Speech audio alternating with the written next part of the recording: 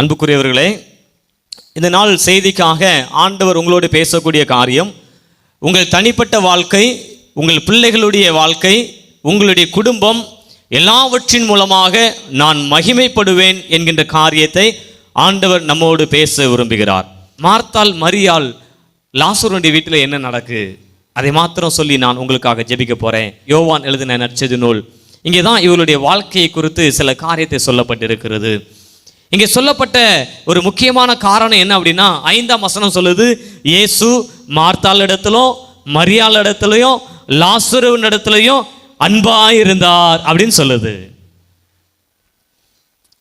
ஆண்டவர் நம்மில் மகிமைப்படணும் அப்படின்னா ஆண்டவர் நம்மில் அன்பா இருக்கணும். ஒரு ஆமை சொல்லுங்களேன். ஆண்டவர் நம்மில் அன்பா இருக்கணும் அப்படின்னா நம்முடைய வாழ்க்கையில இயேசப்பாவுக்கு இடம் கொடுக்க வேண்டியது அவசியம். இந்த குடும்பத்தை குறித்து லூக்கா 10ஆம் அதிகாரத்தில் வாசித்து பார்க்கிறோம். அதனுடைய கடைசி பகுதியில் ஏசப்பா ஊழியத்தினுடைய பாதையில் எப்போல்லாம் இந்த பெத்தானியா கிராமத்தை கடந்து போகிறாரோ அப்பொழுதெல்லாம் இந்த பெத்தானியாவில் இருக்கிற இந்த மார்த்தாள் மரியாள் லாசருடைய வீட்டில் வந்து அவர் தங்குவது, கொஞ்ச நேரம் அமர்ந்து இளைப்பாறுவது நடந்தது. அப்படி வரும்போது ஏசப்பா வீட்டுக்கு வந்துட்டார் அப்படின்னதும் அவரை ஏற்றுக்கொள்ளக்கூடிய பக்குவம் இவர்களிடத்தில் இருந்துச்சு. நமக்கு இருக்கா? இயேசுவை ஏற்றுக்கொள்ளணும், ஏசப்பா எங்கள் வீட்டில் இருக்கணும் அப்படின்னு முழுமையாய் அவரை ஏற்றுக்கொள்ளக்கூடிய காரியம் நமக்கு இருந்துச்சுன்னா நம்ம மேலே ஆண்டவர் அன்பாக இருப்பார். அவர் அன்பாக இருந்தார் அப்படின்னா அவருடைய நாமம் நம் மூலமாக இந்த உலகத்தில் என்ன செய்யும்? மகிமைப்படும். ஏசப்பா வீட்டுக்கு வந்துட்டார் அப்படின்னா மார்த்தாளுக்கு கையும் காலம் ஓடலை. அங்கே ஓடுறா, என்ன செய்யலாம், ஆண்டவருக்கு என்ன சாப்பாடு கொடுக்கலாம், எப்படி கவனிக்கலாம், இதெல்லாம் ஆண்டவருக்கு பிரியமாக இருக்கும் அப்படின்னு சொல்லி பற்பல வேலைகள் செய்வதில் ரொம்ப கவனமாக இருந்தா. அப்போ ஏற்றுக்கொள்வது மாத்திரமல்ல, ஆண்டவருக்காய் நாம் எந்த அளவுக்கு துரிதமாய் செயல்படுகிறோம் அப்படிங்கிறத ஆண்டவர் கேட்கிறார். ஆண்டவருக்காய் செயல்படுவதுனா என்ன? நம்முடைய வாழ்க்கை மாத்திரமல்ல, என்னை ரட்சித்த ஆண்டவர், என்னை போன்று எத்தனை பிள்ளைகள் இந்த உலகத்தில் ரட்சிப்புக்காக ஏங்கி கொண்டு இருக்கிறாங்க. என் வாழ்க்கையில் ஆண்டவர் அற்புதம் செய்திருக்கிறார். அதே போல அற்புதத்துக்காக எத்தனை பிள்ளைகள் இந்த உலகத்தில் ஏக்கத்தோடு இருக்கிறாங்க. என் வாழ்க்கையில் கண்ணீரான நாட்கள் நிறைய இருந்துச்சு. அந்த கண்ணீரான நாட்களையெல்லாம் ஆண்டவர் மாற்றினார். இந்த உலகத்தில் எத்தனை பிள்ளைகளுடைய வாழ்க்கை, குடும்பம், தனிப்பட்ட வாழ்க்கை கண்ணீரோடு இருக்கிறது. அந்த கண்ணீரோடு இருக்கிற பிள்ளைகள் ஏசப்பாவிடத்தில் வரணும் அப்படின்னா அவர்களுக்காய் ஜெபம் செய்வதற்கு, அவர்களுக்காக மன்றாடுவதற்காக, அவர்களுக்காக தேவனை நோக்கி பார்ப்பதற்கு மனபாரம் உள்ளவர்கள் யார் அப்படிங்கிறது நமக்கு தெரியணும். அதுக்கு தான் குடும்ப ஜெபத்தில் இன்னைக்கு ஜெபம் பண்ணும்போது உலகத்துக்காக, தேசத்துக்காக ஜெபம் பண்ணுங்க அப்படின்னு சொல்லுவாங்க. அதுக்கு தான் மாலை ஆராதனைக்கு வரும்போது ஒவ்வொரு ஜெப குறிப்புகளுக்காக நாம் ஜெபம் பண்ணி கொண்டு இருக்கிறோம். அந்த ஜெபத்தில் உங்களை இணைத்துக்கொள்ள ஆண்டவர் உங்களை அழைப்பு கொடுக்கிறார். ஐயா, எங்களுடைய தமிழகத்துக்காக ஜெபம் பண்ணுறாங்க, இந்தியாவுக்காக ஜெபம் பண்ணுறாங்க, குடிக்கிறவங்களுக்காக ஜெபம் பண்ணுறாங்க, கூலி வேலை பார்க்குறவங்களுக்காக ஜெபம் பண்ணுறாங்க, விவசாயிகளுக்காக ஜெபம் பண்ணுறாங்க, கடின வேலை செய்கிற பிள்ளைகளுக்காக ஜெபம் பண்ணுறாங்க, மனபாரத்தோடு இருக்கிற பிள்ளைகளுக்காக ஜெபம் பண்ணுறாங்க, தற்கொலை நாவில் இருக்கிற பிள்ளைகளுக்காக ஜெபம் பண்ணுறாங்க. ஏன் அப்படின்னா அப்படிப்பட்ட பிள்ளைகளை தேவனுடைய சமாதானம் ஆளுகை செய்ய வேண்டும் என்பதற்காக. அதை நீங்கள் செய்யும் போது ஆண்டவர் உங்க மேல அன்பா இருப்பார். அதைத்தான் மார்த்தாள் மரியாள் லாசரு செய்தாங்க. ஆகையினால தான் இந்த மரியாள் தன்னை விட்டு எடுபடாத நல்ல பங்கை தெரிந்து கொண்டேன் என்கின்ற சாட்சியை சொல்றாங்க. என் வாழ்க்கையில நல்ல பங்கு, என் வாழ்க்கையில் நல்லது செய்பவர், என் வாழ்க்கையில நித்திய வாழ்க்கையை தருபவர், என் வாழ்க்கையில் சந்தோஷம், சமாதானம் எல்லாவற்றையும் அளவில்லாமல் நீடித்த நாள் தருபவர் இந்த இயேசு அப்படிங்கிறத அந்த மரியாள் புரிந்து கொண்டாள் அப்படிங்கிறத வேதம் நமக்கு சொல்லுது. ஆகையினால தான் இந்த குடும்பத்தின் மேல ஆண்டவர் அன்பா இருந்தார். இந்த குடும்பத்தின் மூலமாய் ஆண்டவருடைய நாமம் மகிமைப்பட்டது. ஹல்லேலூயா. இப்போ என்ன நடக்கு? ஆண்டவர் அன்பா இருந்த குடும்பம், ஆண்டவரை ஏற்றுக்கொண்ட குடும்பம், ஆண்டவருக்காக செயல்படுகிற குடும்பம், ஆண்டவர் தான் என் வாழ்க்கையில் நல்ல பங்கு என்று தேர்வு செய்த குடும்பத்துக்குள்ள பிரச்சனை. ஆண்டவர் எந்த அளவுக்கு அதிகமாக தேடுறோமோ அந்த அளவுக்கு பிசாசு நம்மை நெருக்குவான். எது உங்களுக்கு ரொம்ப அலாதி பிரியமோ அந்த காரியத்தில் பிரச்சனை வரும். எதை ரொம்ப நேசிக்கிறீங்களோ அந்த காரியம் தான் உங்களுக்கு நெருடலா இருக்கும். காரணம் நீங்க ஏசப்பாவை நோக்கி பார்க்கணும் என்பதற்காக. என்னில் அன்பா இருக்கிற ஆண்டவரை நோக்கி நான் பார்க்கணும் அப்படிங்கிறதுக்காக. இன்னும் சொல்ல போனா அந்த பாடுகளுக்கு மத்தியில தேவ நாமம் மகிமைப்படணும் என்பதற்காக. அதான் உண்மை. உங்க வாழ்க்கையில கண்ணீர் இருக்கும்போது, போராட்டம் இருக்கும்போது, பிரச்சனைகள் இருக்கும்போது ஒன்றை புரிந்து கொள்ளுங்கள். என்னுடைய இந்த பிரச்சனைகள், இந்த போராட்டம் ஒரு நாள் முற்றுப்புள்ளி வைக்கப்படும். ஒரு நாள் இது முடிவுக்கு வரும். அதை யார் செய்வார் அப்படின்னா தேவனாகிய கர்த்தர் செய்வார். ஏன் செய்வார்னா என் மூலமாய் அவருடைய நாமம் மகிமைப்படணும் என்பதற்காக செய்வார் என்பது உண்மை. ஹல்லேலூயா. அதனால உங்க வாழ்க்கையில பிரச்சனை வரும்போது நீங்கள் கலங்காதிருங்கள். என் மூலமா ஆண்டவர் மகிமைப்பட ஆயத்தப்படுகிறார் என்பதை புரிந்து கொள்ளுங்கள். இங்க அதான் நடக்குது. முதல் வசனத்துல மரியாளுடைய சகோதரி மார்த்தாள் இருந்த பெத்தானியா கிராமத்தில் உள்ள லாசரு என்னும் ஒருவன் வியாதிப்பட்டு இருந்தான். இந்த குடும்பத்துக்குள்ள பிரச்சனை, வியாதி வந்துட்டு அந்த மனுஷனுடைய வாழ்க்கை முடிய போகிறது. மரணத்தின் பிடியில் இருக்கிறான். எல்லாரும் என்ன சொல்லியிருப்பாங்க? ஏசப்பா எருசலேமுக்கு போகும்போது இந்த வீட்டுக்கு போவார், மார்த்தால பார்ப்பார், மரியாள பார்ப்பார், லாசருவை பார்ப்பார், ரொம்ப அன்பா இருப்பார்.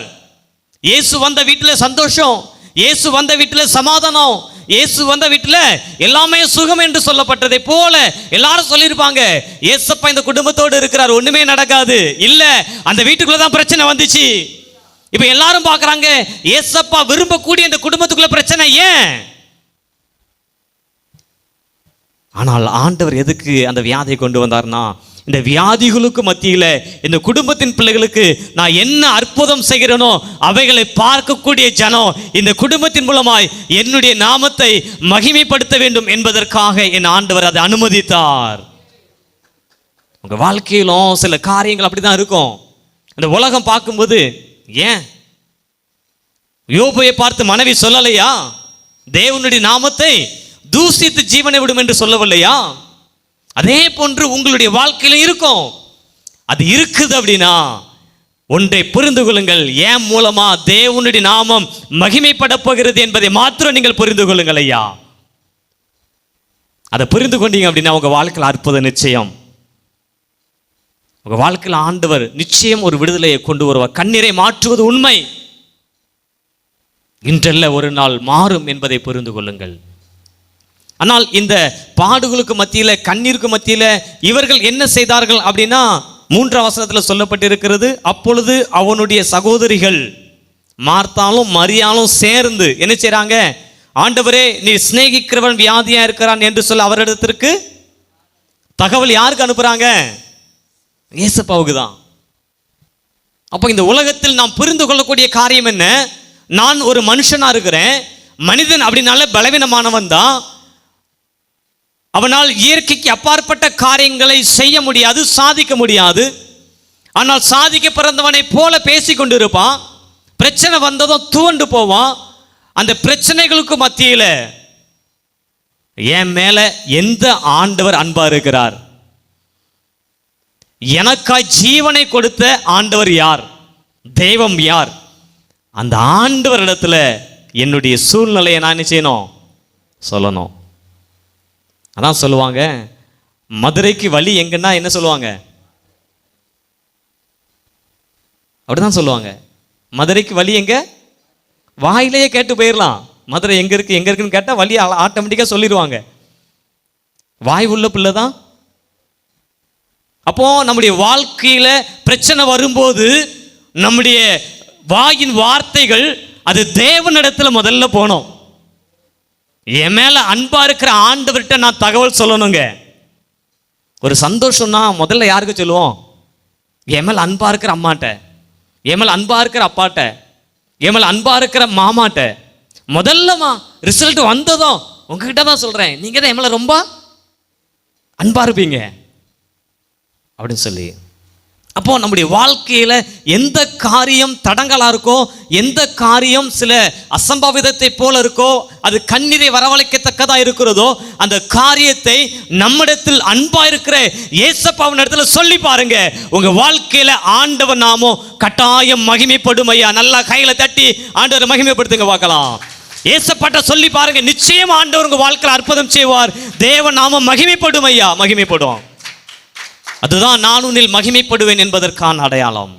அப்படிதான் இந்த குடும்பத்தில் ஆண்டவர் நாம மகிமைப்பட்டது. மார்த்தாலும் மரியாளும் தேவனிடத்துல சொன்னாங்க.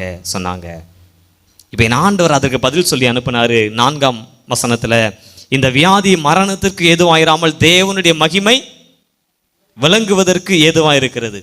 என் ஆண்டவர் சொன்ன வார்த்தை அதுதான். லாசருக்கு வந்திருக்கிற வியாதி அது மரணத்திற்கு ஏதுவானது அல்ல, மாறாக தேவனுடைய மகிமை விளங்குவதற்கு ஏதுவாக இருக்கு அப்படின்னு சொன்னார். என்னுடைய நாமம் இந்த குடும்பத்தின் மூலமாய் மகிமைப்படும் அப்படின்னு சொன்னார். ஒரு ஆமென் சொல்லுங்க பார்க்கலாம். அப்போ நீங்கள் இயேசப்பாவின் இடத்துல அன்பா இருக்கும்போது, இயேசுவை ஏற்றுக்கொள்ளும் போது, இயேசுவின் இடத்தில் உங்களுடைய காரியங்கள் எல்லாவற்றையும் ஒன்று விடாமல் சொல்லும் போது, என் ஆண்டவர் சொல்லக்கூடிய மறுமொழி என்ன? பிள்ளையே கலங்காத, இந்த காரியம் முடிவுக்கு அல்ல. இந்த பிரச்சனை உன் வாழ்க்கையில் உன்னை கீழே விழ தள்ளுவதற்காக அல்ல, தலை குனிவதற்காக அல்ல, தலை நிமிருவதற்காக. தேவனுடைய மகிமை உன் மூலமாய் இந்த உலகத்துல சாத்தியப்படுவதற்காக, தேவன் இருக்கிறார் என்பதை இந்த உலகத்தினுடைய பிள்ளைகள் புரிந்து கொள்வதற்காக. ஏன் இதை சொன்னார் அப்படின்னா, இங்க 2ஆம் வசனத்தில் ஒரு அறிமுகம் சொல்லப்பட்டிருக்கு. கர்த்தருக்கு பரிமள தைலம் பூசி தன் தலைமயிரால் அவருடைய பாதங்களை துடைத்தவள் இந்த மரியாள். நல்லா யோசிச்சு பாருங்க. அதை குறித்து ஆண்டவர் என்ன சொல்றாரு அப்படின்னா, 12ஆம் அதிகாரம் 7ஆம் வசனத்தில் இதை குறித்து சொல்றாரு. அப்பொழுது இயேசு, இவளை விட்டுவிடு, என்னை அடக்கம் பண்ணும் நாளுக்காக இதை வைத்திருந்தாள். அப்போ ஆண்டவருடைய மரணம், அடக்கம் பண்ணுதல், அந்த காரியத்துக்காக, ஆண்டவருடைய வாழ்க்கையில் எதிர்கொள்ள இருக்கிற காரியத்துக்காக யார் செயல்படுறா? மரியாள் செயல்பட்டாங்க. ஆண்டவருடைய திட்டம், தேவ திட்டம், தேவ சித்தம் இந்த உலகத்தில் நிறைவேறுவதற்காக யார் செயல்படுறா? மரியாள். அப்போ ஆண்டவர் நம்மிடத்தில் அன்பா இருந்தா நம்ம யாருக்காக செயல்படுவோம்? தேவனுக்காக. தேவ திட்டம் என்ன? இந்த பூ உலகத்தை குறித்த தேவ திட்டம் என்ன? எதுக்கு என்ன இந்த உலகத்தில் வச்சிருக்கிறார்? என்னை வைத்திருப்பதற்கான நோக்கம் என்ன? இன்னைக்கு நிறைய பேர் கேட்கிற கேள்வி அதுதான். என்னை ஏன் இந்த வீட்டில் வச்சிருக்கிறீங்க? ஏன் இந்த உறவுகளுக்கு மத்தியில் வச்சிருக்கிறீங்க? ஏன் இந்த பிள்ளைகளுக்கு மத்தியில் வச்சிருக்கிறீங்க? இந்த பிரச்சனைக்கு மத்தியில் ஏன் என்னை வைத்திருக்கிறீங்க? எல்லா பிரச்சனையும் ஏன் தலைமையில தான் விழுது, அவைகளை சுமக்க முடியாத பிள்ளையா நான் இருக்கிறேன், ஏன் அப்படிங்கிற கேள்வி. ஏன் உங்களை வச்சிருக்கிறார் அப்படின்னா, உங்க மேல அன்பா இருக்கிற ஆண்டவர், நீங்கள் ஏற்றுக்கொண்ட ஆண்டவர், அவருடைய தேவ திட்டத்தை உங்கள் குடும்பத்துக்குள்ள நிறைவேற்றுவதற்காகத்தான் உங்களை வச்சிருக்கிறார். ஒரு ஆமை சொல்லுங்க பார்க்கலாம். உங்கள் மூலமாய் உங்க குடும்பம் தேவனுடைய நாமத்தை மகிமைப்படுத்தணும். அதுக்காக தான் உங்களை அங்க ஜெப வீராங்கனையா ஆண்டவர் வச்சிருக்கிறார். அதான் உண்மை. அதுதான் ஆண்டவருடைய வருகைக்காக எதிர்கொள்ளுகிறோம். ரகசிய வருகை, 2ஆம் வருகை, மாறானாதான், கர்த்தராகி ஆண்டவரே வாரும், அவருடைய வருகை சமீபம் அப்படின்னு நம்புறோம். அந்த வருகைக்காக நாம் என்ன செய்து கொண்டு இருக்கிறோம் அப்படிங்கிறத ஆண்டவர் மட்டும் கேட்கிறார். ஏன்னா மார்த்தாள் மரியாள் வாழும்போது ஏசப்பாவை என்ன செய்யணும்? பிடிச்சு அடிக்கணும், கொலை செய்யணும், அவர் அடக்கம் பண்ணணும், அவர் 3ஆவது நாள் உயிரோடு எழும்பணும். இந்த மரியாள் பரிமள தைலத்தினால ஏசப்பா அபிஷேகம் செய்தது அடக்கம் பண்ணுவதற்கு ஆயத்தமா. அப்போ இன்னைக்கு நம்ம இருக்கிறது ஆண்டவருடைய 2ஆம் வருகையை எதிர்நோக்கி அவர் வருவதற்கு நாம் என்ன செய்யணும் அப்படிங்கிறத யோசித்து பார்க்கணும். அதுதான் நாம் அவரிடத்தில் அவர் ஏற்றுக்கொண்டதற்கும், அவரோடு வாழ்வதற்கும், அவர் நம்மில் மகிமைப்படுவதற்கும் நாம் செய்யக்கூடிய ஒரு காரியம். அதைத்தான் இந்த குடும்பம் செய்து கொண்டு இருந்தது. ஆண்டவர் சொன்னபடியே லாசருக்கு வந்த வியாதி அது மரணத்திற்கு ஏதுவாக இல்லை.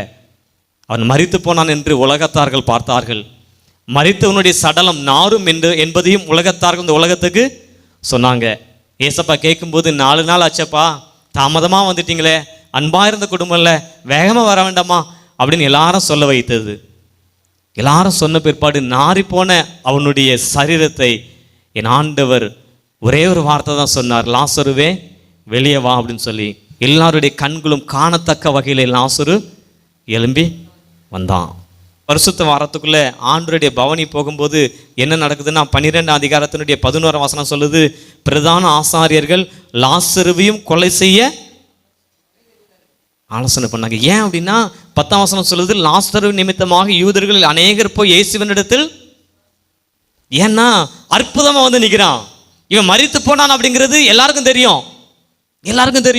இந்த லாசரு மரித்து போனவன், மரித்து 4 நாளா பூமிக்கு கீழே இருந்தவன், நாரி போனவன், ஆனா உயிரோடு வந்தான்.